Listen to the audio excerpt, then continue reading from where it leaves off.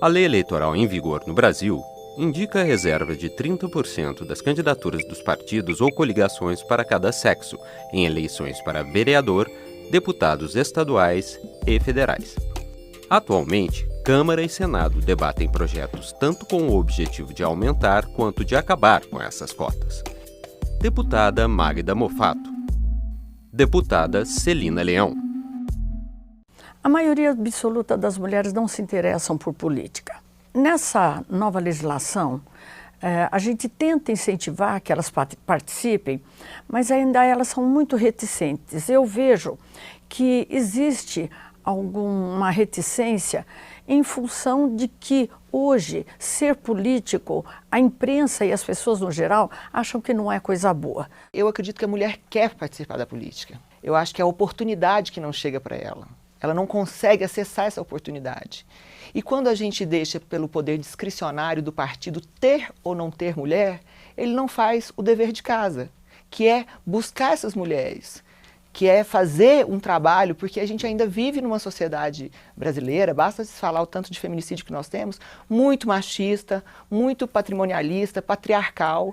No momento que a gente vive no Brasil, se a gente não tiver uma obrigatoriedade, a gente não vai ter o crescimento das mulheres. Então a cota ela possibilita que muitas mulheres que naquele momento foram chamadas somente para preencher um espaço político, elas tivessem uma cadeira de parlamentar. Na minha opinião, as cotas são importantes, mas não como obrigatoriedade, mas sim como oportunidade.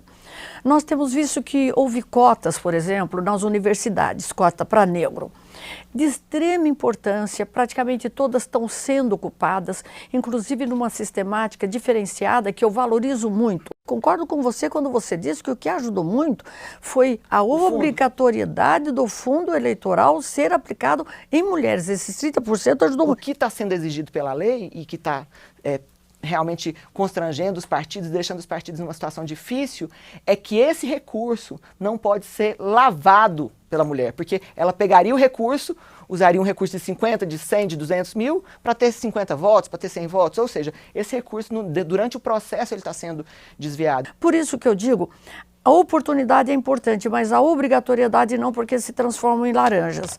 Eu comparo com outros itens onde a mulher quer ser. Olha o tanto de mulher que tem no judiciário. Meu questionamento é que se a gente não tiver 30% de candidaturas, nós não teremos o valor de 30% dos recursos. E o partido não pode decidir isso, é aprovado, tem que ser feito. Então nós estamos subrepresentadas ainda. É só você ver a hierarquia dos partidos. Na maioria dos partidos nós temos homens ainda. As mulheres mal participam das executivas nacionais. E isso é algo que ainda precisa de ser percebido, de ser enfrentado de frente. Na falta de mulheres participativas, realmente, em política, que muitas vezes a gente vai atrás de quem? Daquelas que participam de conselho tutelar, aquelas que participam de presidência de bairro, que têm opinião formada, grupos de estudantes já de segundo grau, terceiro grau. Então a gente procura aquelas já líderes que muitas vezes não querem. Então, ao completar, você pede, por favor, para pessoas amigas do seu relacionamento, para que isso possa ser feito, para que isso possa acontecer e completar os 30%. O partido pode escolher as mulheres que são as mais viáveis, que ele acredita que tenham potencial e fazendo com que os 30% sejam distribuídos entre essas mulheres, entendeu? Então, assim, essa é uma segunda discussão que eu não sei se vai conseguir. Deixa eu ver se eu entendi. E, porventura, aquela que não tiver voto, como que fica a chapa? Se tiver uma, duas ou três que não tiver voto, como fica a chapa? A chapa que eu digo, a decisão do Poder Judiciário em cima dessa chapa onde tem mulheres que não tiveram voto suficiente ou que tiveram a insignificância de menos do que 100 votos. O que está causando a cassação nas chapas não é a mulher não ser votada ou ter poucos votos. Teve situação. Mas a cassação se passa quando se libera recursos para algumas mulheres e elas não têm o voto. Porque a gente só vai ver mesmo, de verdade, quando a gente tiver uma eleição mais pulverizada, que é a eleição de vereadoradas, né, e de prefeitos aí no nosso país como um todo. E nós temos 3 estados que não tem uma deputada federal para representá-los aqui dentro. Eu tive a oportunidade de estar com o pessoal do BID e eles fizeram uma pesquisa muito interessante sobre mulheres, né? Os países que têm mulheres à frente do poder, né, com mais equidade, são países mais desenvolvidos.